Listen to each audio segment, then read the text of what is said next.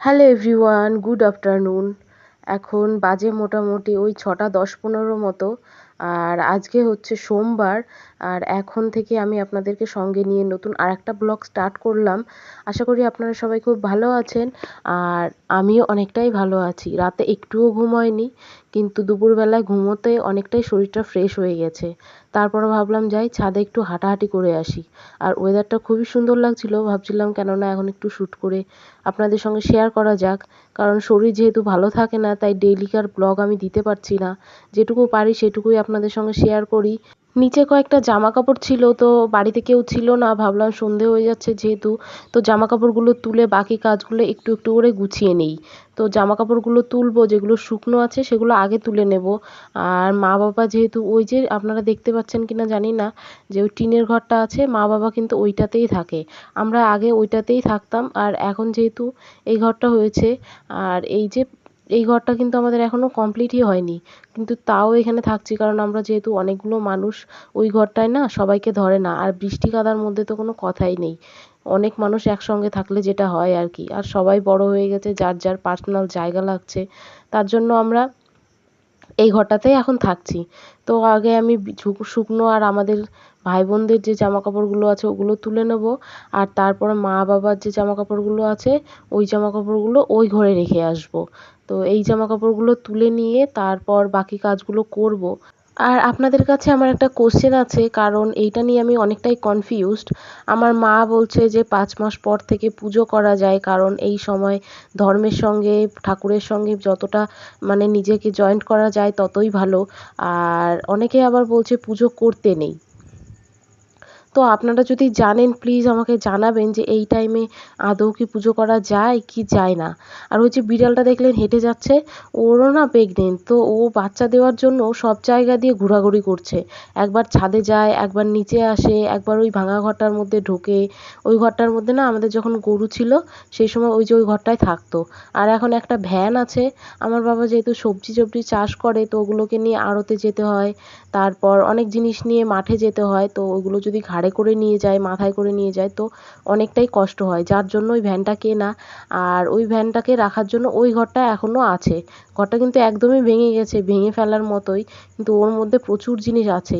ওই ঘরটা না থাকলে হয়তো এই ঘরগুলোতে ওইগুলো রাখতে হবে।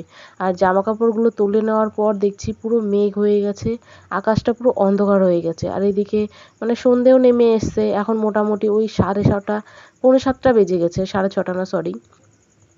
আর এইসব করতে করতে অনেকটাই জল তেষ্টা পেয়ে গেছে, কারণ আমি অনেকক্ষণই জল খাইনি। তো ভাবলাম আগে অনেকটা জল খেয়ে নেই, তারপরে আর বাকি কাজগুলো করব। তো আপনাদের কাছে যে কোশ্চেনটা, যে ঠাকুর পুজো দেওয়া যায় কি না, আর আমার এই যে 6 মাস কমপ্লিট হয়ে আজকে থেকে 7 মাসে পড়লো, মানে আজকে 1 তারিখ, এখন থেকেই 7 মাসে পড়েছে আমার।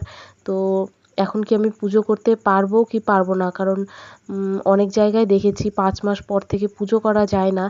তো যদি পুজো করা যায় তো প্লিজ আপনারা জানাবেন যে আদৌ কি পুজো করা যায়। পুজো যদি করা যায় তাহলে আমি অবশ্যই করব। আর মা বলছে পুজো করা যায়, কিন্তু অনেকেই বলছে পুজো করা যায় না। এই টাইমে নাকি বাচ্চার যেহেতু নড়াচড়া অনুভব করা যায়, তার জন্য পুজো নাকি করা যায় না। এই যে বললাম না বিড়ালটা একবার ছাদে যাচ্ছে একবার নামছে, এই দেখুন ছাদ থেকে আমার পিছন পিছন নামলো, কোথায় ছিল নিজেও জানি না। এবার ঘরের মধ্যে ঢুকবে বলে এই ঘরগুলোতে ঘুরছে। তো আমি ওকে বাইরে পাঠিয়ে দিলাম, কারণ ঘরের মধ্যে যদি বাচ্চা দেয় তাহলে খুব বাজে একটা ব্যাপার হয়ে যাবে। আর এরপরে ওই যে টেবিলটা একটুখানি মুছে নিলাম, কারণ আজকে মা বাদাম ভেজেছিল, তো সে বাদামের খোসা টোসাগুলো ওই টেবিলের ওপরেই ছিল। আর যা পরিমাণে গরম পড়ছে না, কোনো কাজ করতে ইচ্ছে করে না, তার জন্য ওটা পরিষ্কারও করা হয় না। আর এখন একটু পরিষ্কার করে নিলাম, ওইগুলো নিচে ফেলে দিয়ে ঘরটা ঝাড় দেবো, কারণ সন্ধে অলরেডি হয়েই গেছে। আর এরপরে তো আর ঝাড় দেওয়া যায় না সন্ধ্যের পর, তাই ঝাড়টা দিয়ে নেব। যার জন্য ভাবলাম টেবিলটাকে আগে পরিষ্কার করে নিই, ওই নোংরাগুলো নিচে পড়লে ওটাগুলোকে ঝাড় দিয়ে ফেলে দেওয়া যাবে।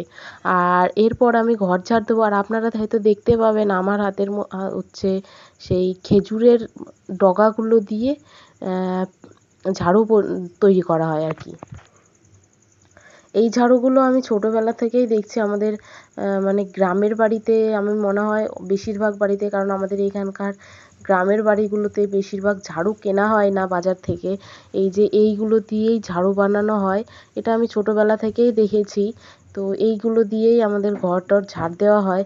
আর যদি খুব মানে শক্ত কোনো ঝাড়ু লাগে তাহলে না ঘাস পাওয়া যায়, যেগুলো হচ্ছে মাঠে হয়, তো ওগুলো কেটে নিয়ে এসেই ঝাড়ু বানানো হয়। আর এই ঝাড়ুগুলো দিয়েই ঘর ঝাড় দেওয়া হয়। গ্রামের বাড়ি হলে যা হয় আর কি, যতটা না কিনে পারা যায় জিনিস ততটা কেনা হয় না। এই 7 মান্থ প্রেগনেন্সিতে এবার আমার কী কী যে প্রবলেম হবে আমি নিজেও জানি না, কারণ এই যে 6 মাস পর্যন্ত আমি ঠিকমতো খেতেও পারিনি, ঘুমোতেও পারিনি, ইভেন এখনও ঠিকমতো খেতে পাচ্ছি না। কোনো কিছু যদি জোর করে খেতে যাই তো সেটা উগলে উঠে যায়, মানে সেই রকম বমি, পেটে চাপ দিয়ে ওই রকম বমি হয় না, কিন্তু উগলে সেটা উঠে যায়। আর এই ঘরটর ঝাড় দিয়ে সন্ধেবেলায়, কারণ সারাদিনে আমার ফল খাওয়া হয়নি একটুও, তো ভাবলাম যাই একটু মৌসুমি কেটে খাই, কারণ এগুলো অনেক দিন ধরেই পড়ে আছে, খাওয়া হয় না, কারণ জানি না কুড়েমি হোক আর যাই হোক, আর ভালোও লাগে না সব জিনিস একবার খেতে, একবারে বেশি দুবার খেতে আর ইচ্ছে করে না, মানে রোজ খেতে কোনো জিনিসই ভালো লাগবে না, কিন্তু এই সময়টা একটু জোর করে খাওয়া উচিত এটাও জানি। চেষ্টা করি একদিন না হলেও দুদিন অন্তত ছাড়া ছাড়া খাই। আর তাছাড়াও অনেক কিছুই খাই, মানে যেগুলো খেতে পারি না সেগুলো তো খাচ্ছি না, যেমন মাছ, মাংস, ডিম, মশলা, ওগুলো তো খেতে পারছি না। দুধটা খাচ্ছি জোর জার করে যাই হোক, আর ফল খাওয়ার চেষ্টা করছি, আর শুকনো বাদাম টাদাম এইসবও খাওয়ার চেষ্টা করছি। তো যাই হোক, আগামী দিনগুলো ভালো হোক এটাই চাইবো। আর যে পরিমাণ কষ্ট পাচ্ছি আমি চাইবো যেন একটু হলেও কষ্টটা কম হোক। আপনাদের কাছে একটাই রিকোয়েস্ট, আমার ভিডিও যদি একটুও ভালো লাগে আমাকে প্লিজ সাপোর্ট করবেন, আর একটা লাইক করবেন, কমেন্ট করবেন, আর পারলে একটু সাবস্ক্রাইব করে দেবেন আমার চ্যানেলটা, কারণ আপনারা যদি একটা লাইক করেন তাহলে এই ভিডিও আরও অনেকের কাছে ছড়িয়ে যাবে, যাতে আমি একটু হলেও ইন্সপায়ার্ড হব যাতে ভিডিও করার জন্য। তাহলে আজকের ভিডিওটা এই পর্যন্তই থাকলো। আশা করি আপনারা অনেক ভালো থাকবেন আর সুস্থ থাকবেন। দেখা হচ্ছে পরবর্তী অন্য আরেকটা ব্লগে। আজকের মতো টাটা।